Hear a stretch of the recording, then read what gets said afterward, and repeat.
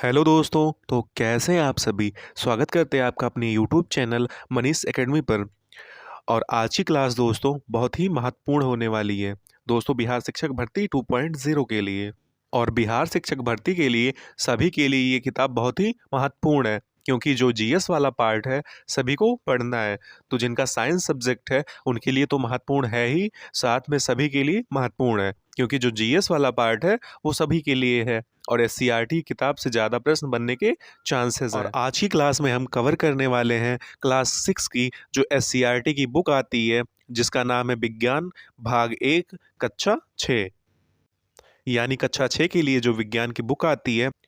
और इस किताब के अंदर जितने महत्वपूर्ण फैक्ट और जितने भी प्रश्न इस बुक में अभ्यास के तौर पर दिए गए हैं, आज हम इस वीडियो में कवर करने वाले हैं। आप सभी भाई बहन इस वीडियो में लास्ट तक जरूर बने रहिएगा। और आपको पता है बिहार शिक्षक भर्ती का एग्जाम बहुत ही जल्द होने वाला है, और आपके पास इतना टाइम नहीं है कि किताब को पढ़ सकें। तो हम आपको शॉर्ट में इस बुक से जहाँ जहाँ से प्रश्न बन सकते हैं सभी फैक्ट को कवर करेंगे और अभ्यास प्रश्न भी करेंगे।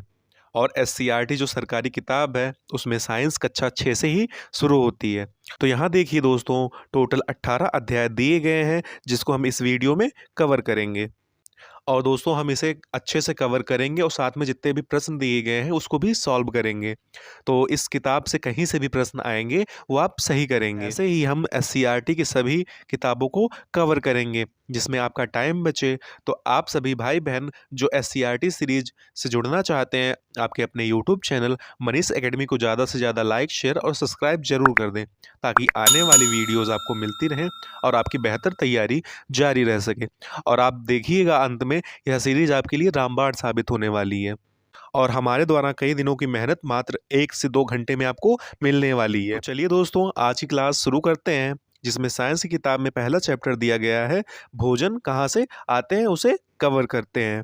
और इस चैप्टर में एक पॉइंट दिया गया है दोस्तों, भोजन के मुख्य स्रोत क्या क्या हैं। जाएगा दोस्तों, पौधे हमारे भोजन के एक मुख्य स्रोत हैं। तो भोजन के मुख्य स्रोत में पौधे आ गए।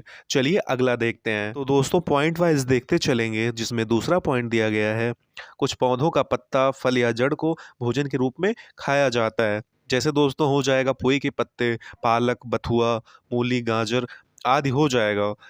आप सभी को पता होगा दोस्तों। तो चलिए अगला पॉइंट देखते हैं। इसमें तीसरा पॉइंट दिया गया है दोस्तों, कुछ पौधों के 2 या 2 से अधिक भाग खाने योग्य होते हैं। जैसे हो जाएगा सरसों, जिसके फल से तेल और पत्तों से साग बनाया जाता है दोस्तों।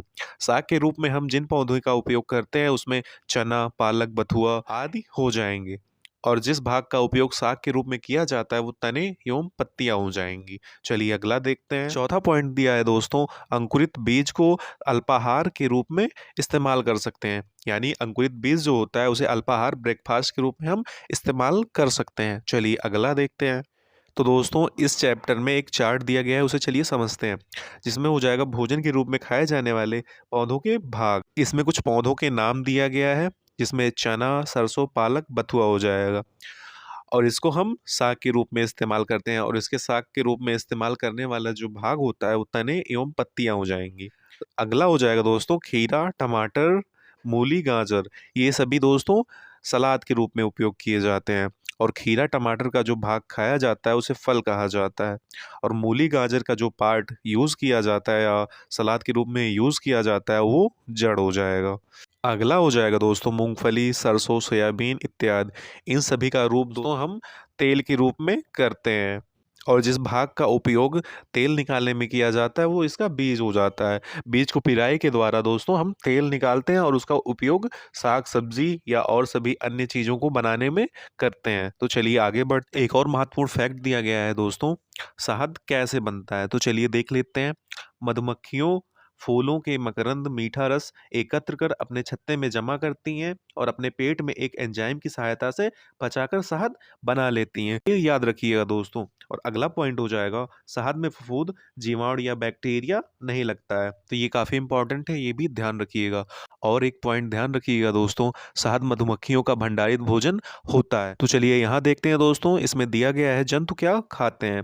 तो जिसमें हम शाकाहारी, मांसाहारी और सर्वाहारी के बारे में जानेंगे। तो इसमें हो जाएगा दोस्तों ऐसे जंतु जो केवल पौधे या उसके उत्पाद का सेवन भोजन के रूप में करते हैं उसे शाकाहारी कहते हैं। जैसे गाय, भैंस, बकरी इत्यादि। और आपकी किताब में एक चित्र दिया गया है जिसमें दिखाया गया है शाकाहारी और मांसाहारी जंतु को भोजन करते हुए। चलिए मांसाहारी के बारे में समझते हैं। ऐसे जंतु जो केवल मांस खाते हैं उन्हें मांसाहारी कहते हैं, जैसे शेर हो जाएगा दोस्तों। चलिए सर्वाहारी के बारे में समझते हैं। ऐसे जंतु जो पौधे और मांस दोनों को खाते हैं, जैसे मनुष्य और तिलचट्टा हो जाएगा दोस्तों। और ये काफ़ी इंपॉर्टेंट है, कई एग्जाम में पूछा भी गया है, तो ये याद रखिएगा दोस्तों। अगला पॉइंट दिया गया है दोस्तों, पौधे अपना भोजन का निर्माण स्वयं करते हैं प्रकाश संश्लेषण की प्रक्रिया की मदद से, सूर्य की रोशनी की उपस्थिति में। तो ये ध्यान रखिएगा दोस्तों। आगे दोस्तों कुछ लास्ट में एक पॉइंट दिया गया है, चलिए उसे हम रिवाइज कर लेते हैं। जिसमें पहला दिया गया है, मनुष्य एवं जीव जंतु भिन्न भिन्न प्रकार के भोजन खाते हैं, ये आपको पता होगा दोस्तों। अगला दिया गया है दोस्तों, भोजन के स्रोत पौधे एवं जंतु हैं। तीसरा पॉइंट दिया गया है दोस्तों, जो जंतु केवल पौधे एवं उत्पाद खाते हैं उन्हें शाकाहारी कहते हैं, यह भी आपको बताया गया है दोस्तों। अगला हो जाएगा, जो जंतु केवल जंतुओं को खाते हैं वो मांसाहारी कहलाते हैं, ये भी आपको समझाया गया है दोस्तों। अगला हो जाएगा, जो जंतु पौधे तथा जंतु दोनों को खाते हैं उन्हें सर्वाहारी कहते हैं, जैसे तिलचट्टा हो जाएगा, मनुष्य हो जाएगा आदि। चलिए आगे बढ़ते हैं और अभ्यास प्रश्न करते हैं जो इस चैप्टर में दिया गया है। तो जिसमें पहला हो जाएगा, इसे मिलान करना है। तो इसमें दिया गया है कहाँ पे, शाकाहारी। तो शाकाहारी क्या हो जाएगा, शाकाहारी हो जाएगा पादप एवं पादप उत्पाद खाते हैं। दूसरा है दोस्तों शेर और बाघ, इसमें हो जाएगा दूसरे का क। मांसाहारी जंतु, शेर और बाघ क्या होते हैं, मांसाहारी जंतु होते हैं। गा दिया गया है दूध, अंडा, मांस, और ये सभी दोस्तों जंतु उत्पाद हैं, तो ये हो जाएगा। और लास्ट वाला दिया गया है दोस्तों शहद, और यह मधुमक्खियों के छत्ते से प्राप्त होता है, तो ये ध्यान रखिएगा दोस्तों। चलिए आगे ऐसे देख लेते हैं। इसमें दिया गया है, दिए गए रिक्त स्थानों की पूर्ति उपयुक्त शब्दों में से कीजिए। जो ये शब्द दिया गया है इसी में से इसका चयन करके और इसको फिल करना है हमें। तो जैसे दोस्तों इसमें दिया गया है, का हो जाएगा, हमें शक्कर डैश डैश से प्राप्त होता है। तो हमें दोस्तों शक्कर किससे प्राप्त होता है, तो इसका सही आंसर हो जाएगा गन्ना। तो यहाँ बीच में गन्ना हो जाएगा, हमें शक्कर गन्ने से प्राप्त होता है। ऐसे दूसरा हो जाएगा दोस्तों, खा बंदर जंतु है। बंदर कैसा जंतु है, बंदर एक शाकाहारी जंतु है।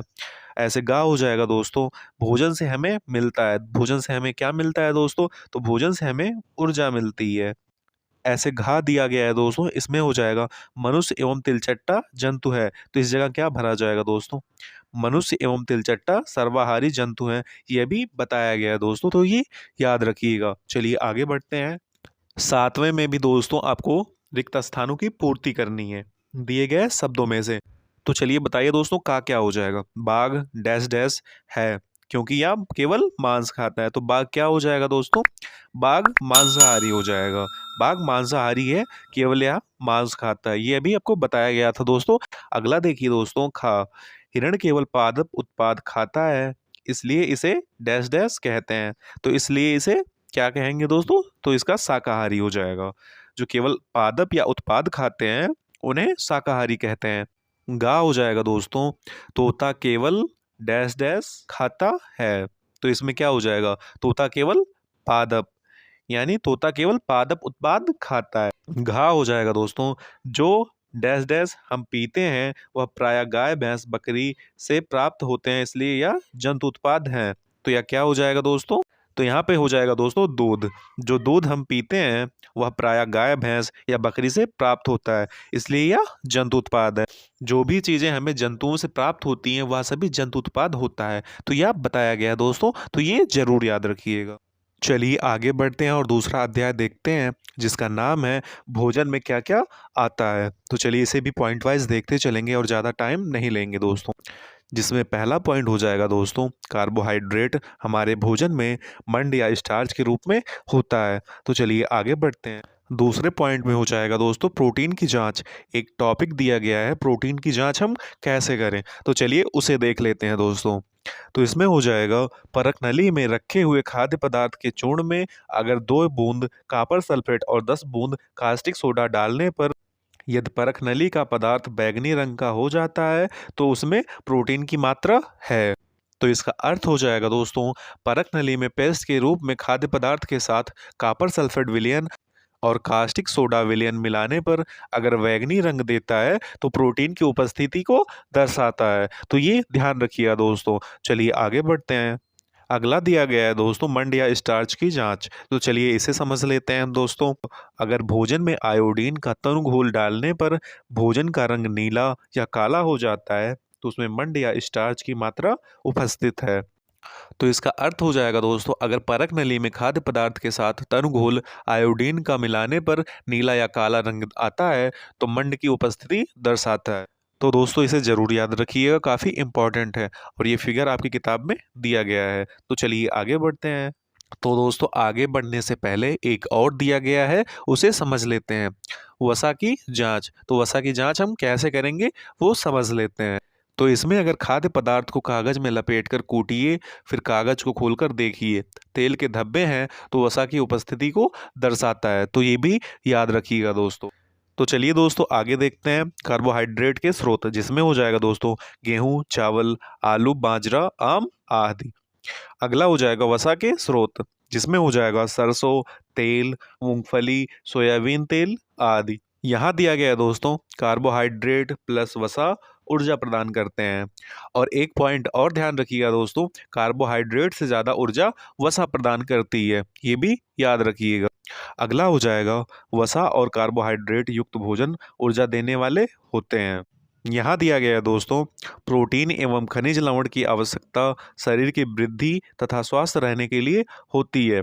अगला हो जाएगा विटामिन रोग से हमारे शरीर की रक्षा करता है। तो हमारे शरीर की रक्षा कौन करता है? विटामिन्स। तो चलिए आगे बढ़ते हैं। यहाँ पर दोस्तों कुछ मुख्य विटामिन के नाम और स्रोत दिए गए हैं, चलिए उसे जान लेते हैं। तो जिसमें हो जाएगा विटामिन ए और इसके स्रोत हो जाएंगे दोस्तों मछली का तेल, आम, गाजर, पपीता इत्यादि। वैसे विटामिन बी हो जाएगा जिसके प्रमुख स्रोत हैं गेहूं, चावल, यकृत आदि। अगला विटामिन सी हो जाएगा दोस्तों और इसके प्रमुख स्रोत हैं टमाटर, आंवला, संतरा, नींबू, मिर्च आदि। ऐसे अगला विटामिन डी हो जाएगा दोस्तों, जिसका मुख्य स्रोत हो जाएगा सूर्य की रोशनी, अंडा, दूध, मक्खन इत्यादि। तो आगे देखते हैं दोस्तों, इसमें हम विटामिन और खनिज लवण के अभाव के कारण होने वाले कुछ रोग को देखेंगे।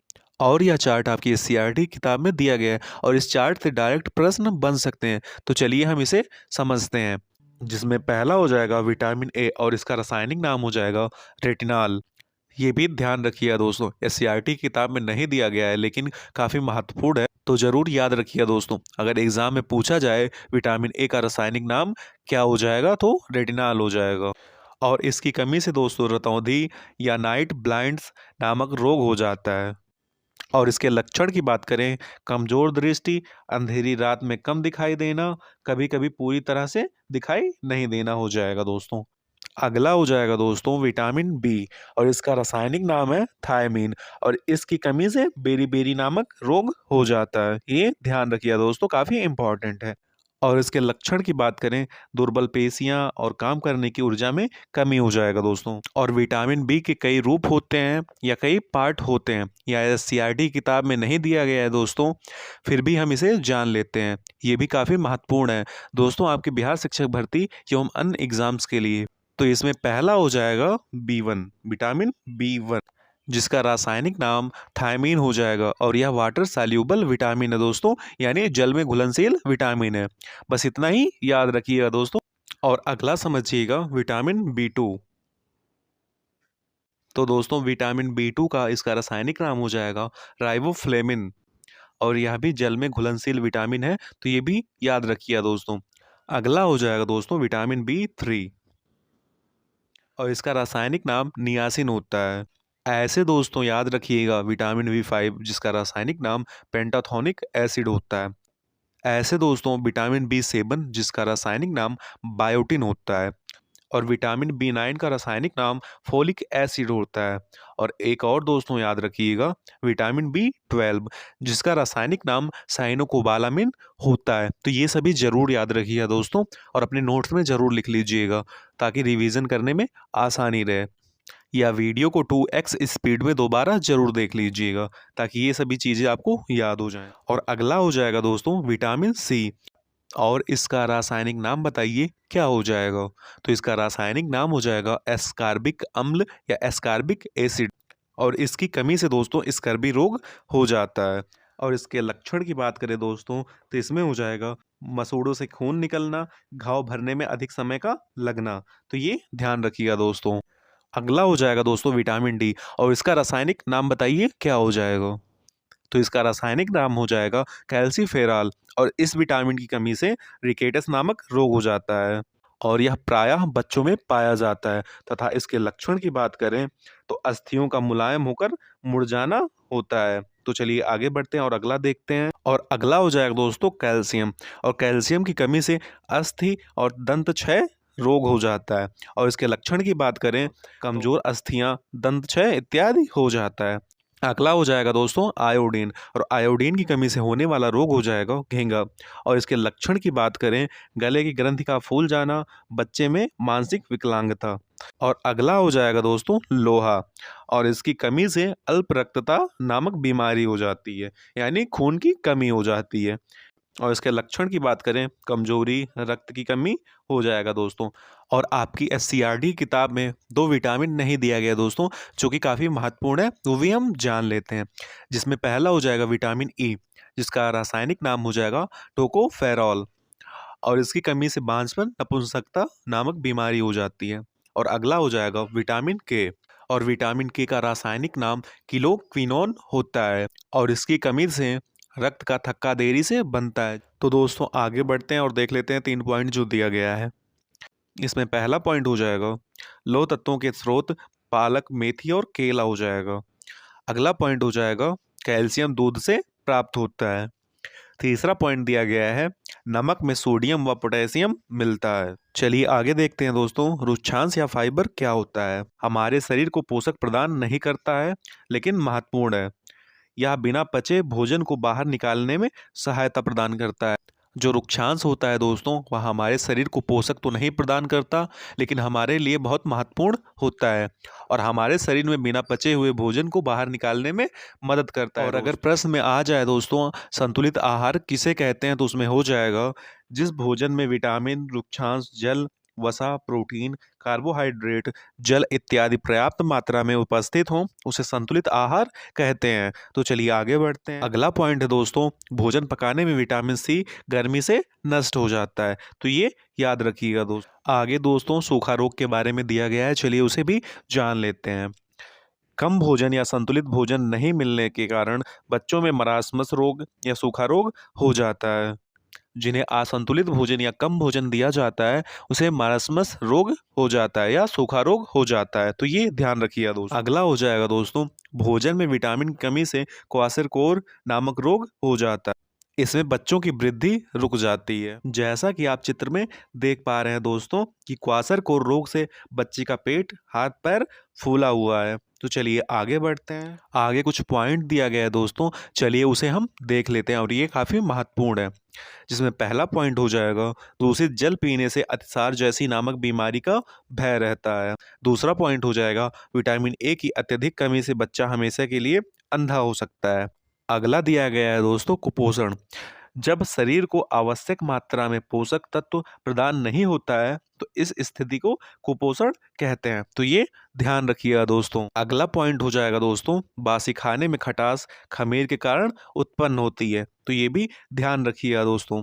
पांचवा पॉइंट हो जाएगा भोजन में वसा की मात्रा अधिक होने से मोटापा का कारण बन सकता है। तो ये भी याद रखिएगा दोस्तों। छठवां पॉइंट हो जाएगा दोस्तों वे रोग जो लंबी अवधि तक पोषक तत्वों के अभाव के कारण होता है, उसे अभावजन्य रोग कहते हैं। तो ये भी याद रखिएगा दोस्तों।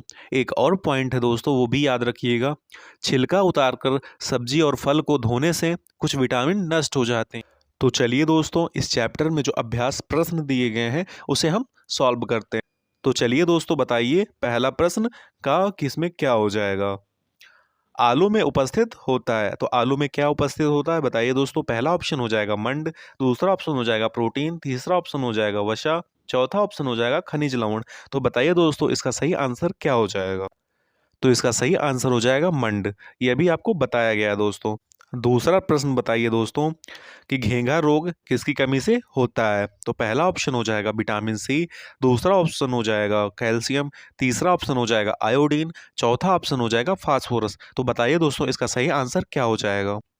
और इसका सही आंसर दोस्तों अभी बताया गया है आपको कुछ देर पहले, आयोडीन हो जाएगा। तो चलिए दोस्तों गा बताइएगा इसमें सही आंसर क्या हो जाएगा।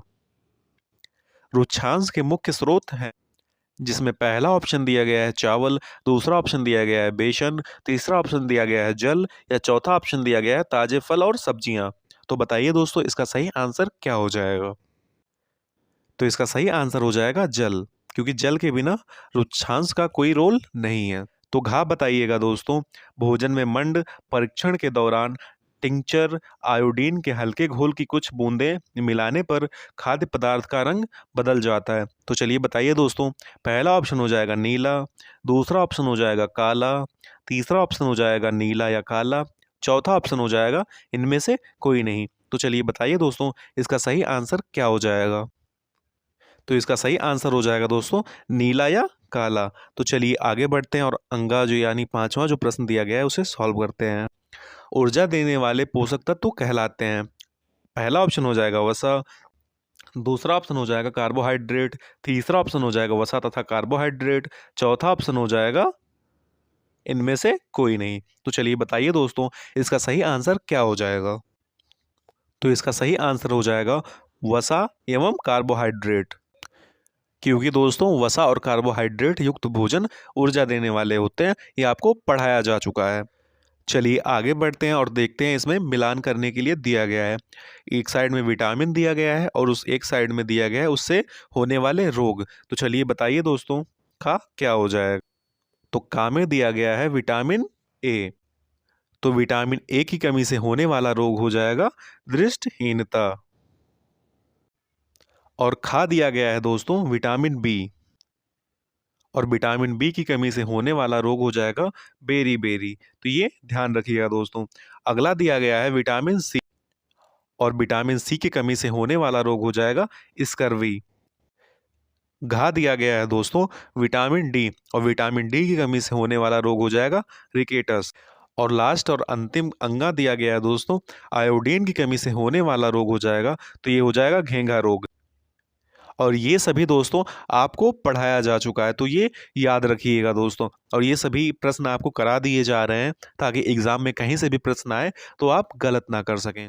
चलिए दोस्तों अध्याय 3 देखते हैं, जिसका नाम है तंतु से वस्त्र तक। इस चैप्टर के महत्वपूर्ण फैक्ट देख लेते हैं और प्रश्न भी हल कर लेते हैं। तो इसमें दिया गया है दोस्तों, पेड़ पौधे और जंतु से तंतु बनता है, और तंतु से धागा बनता है, और धागे से कपड़ा बनाया जाता है। और आगे पॉइंट वाइज देख लेते हैं, जिसमें पहला पॉइंट हो जाएगा धागे की पतली लड़ी और भी पतली लड़ियों से मिलकर बनी होती है, जिसे तंतु कहते हैं।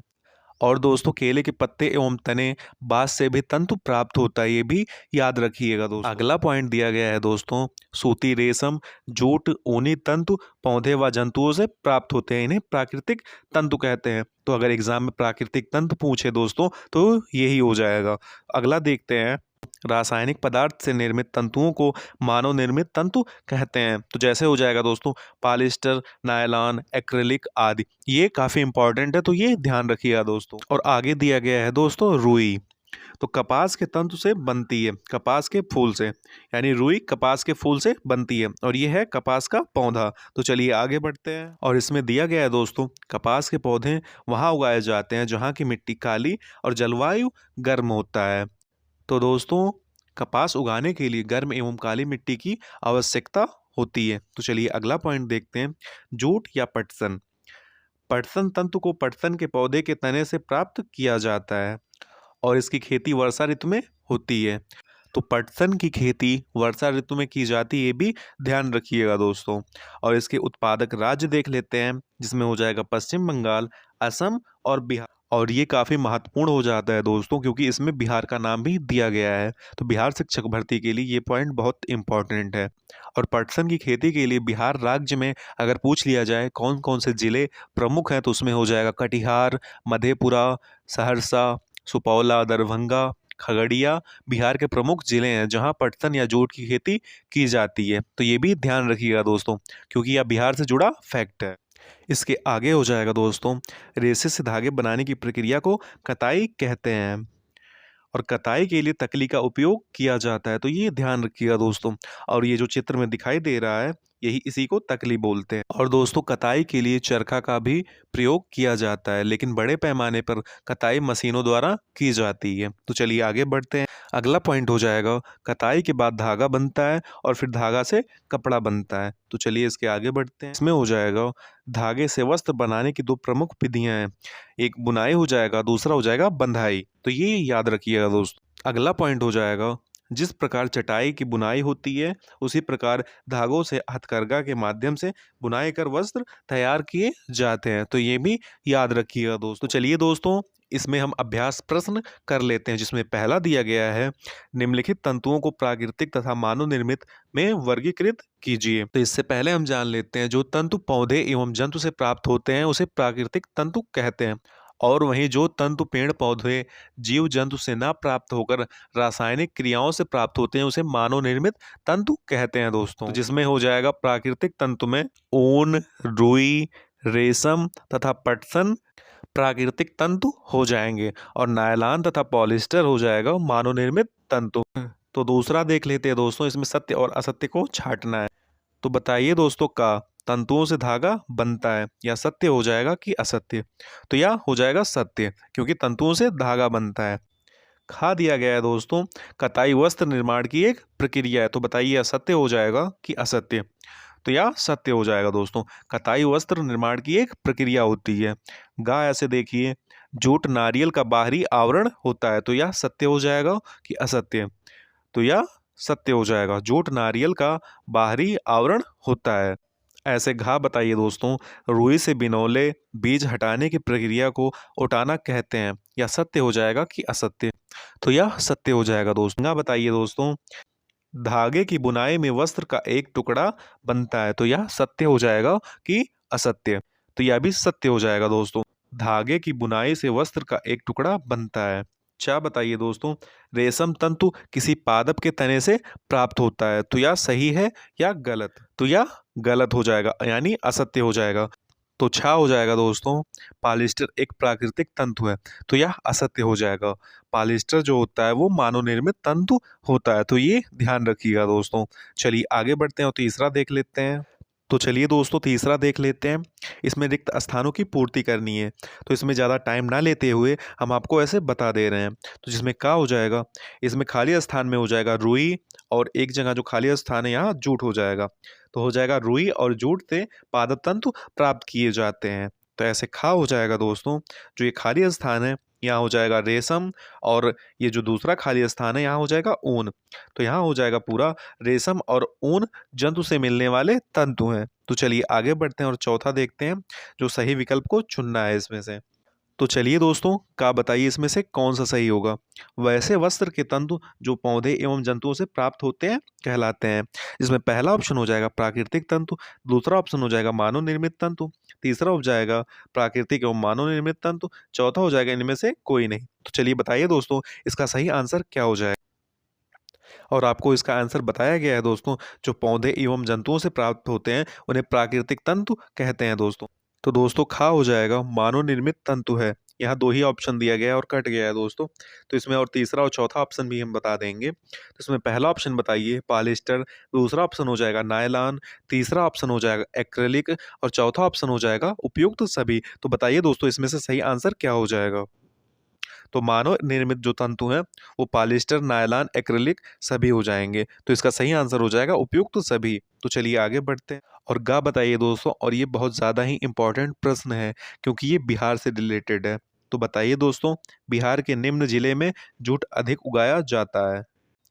जिसमें पहला ऑप्शन दिया गया है कटिहार, दूसरा ऑप्शन दिया गया है मधेपुरा, तीसरा ऑप्शन दिया गया है सहरसा, और चौथा ऑप्शन दिया गया है उपयुक्त सभी। तो बताइए दोस्तों, इसका सही आंसर क्या हो जाएगा। तो इसका सही आंसर हो जाएगा उपयुक्त सभी। और ये आपको बताया जा चुका है क्योंकि बिहार में जो प्रमुख जिले हैं जहाँ पर जूट की खेती अधिक होती है वो कटिहार, मधेपुरा और सहरसा हो जाएंगे। तो चलिए आगे बढ़ते हैं और घा देखते हैं। चलिए घा बताइए, रेशों से धागे बनाने की प्रक्रिया कहलाती है। पहला ऑप्शन हो जाएगा कताई, दूसरा ऑप्शन हो जाएगा बुनाई, तीसरा ऑप्शन हो जाएगा धुनाई और चौथा ऑप्शन हो जाएगा रंगाई। तो बताइए दोस्तों इसका सही आंसर क्या हो जाएगा। तो इसका सही आंसर हो जाएगा कताई। तो ये ध्यान रखिएगा दोस्तों। चलिए आगे बढ़ते हैं। धागों से वस्त्र बनाने की विधियां है। पहला बुनाई हो जाएगा, दूसरा बंधाई हो जाएगा, तीसरा बुनाई एवं बंधाई, चौथा इनमें से कोई नहीं। तो बताइए दोस्तों इसका सही आंसर क्या हो जाएगा। तो इसका सही आंसर हो जाएगा बुनाई एवं बंधाई। धागों से वस्त्र बनाने की दो ही विधियां प्रमुख हैं। तो दोस्तों सभी अपडेट के लिए हमारा टेलीग्राम चैनल जरूर ज्वाइन कर लें जो इस वीडियो की डिस्क्रिप्शन में दिया गया है, या आप सभी टेलीग्राम पे मनीष एकेडमी सर्च करके जैसे लिखा गया है ज्वाइन कर सकते हैं। और दोस्तों हमारे द्वारा SCERT की सभी बुक को कवर कराया जाएगा और बिहार शिक्षक भर्ती के लिए सभी के लिए यह बहुत महत्वपूर्ण है। और आप सभी भाई बहन जो इस सीरीज से जुड़ना चाहते हैं, आपके अपने यूट्यूब चैनल मनीष एकेडमी को ज़्यादा से ज़्यादा लाइक, शेयर और सब्सक्राइब जरूर कर दें ताकि आने वाली वीडियोज आपको मिलती रहें और आपकी बेहतर तैयारी जारी रह सके। आज की क्लास बस इतना ही, बाकी बचे हुए अध्याय को नेक्स्ट वीडियो में कवर करेंगे, तो चैनल को जरूर सब्सक्राइब कर लीजिए। मिलते हैं अगले वीडियो में, तब तक के लिए जय हिंद, जय Bharat. Thank you so much.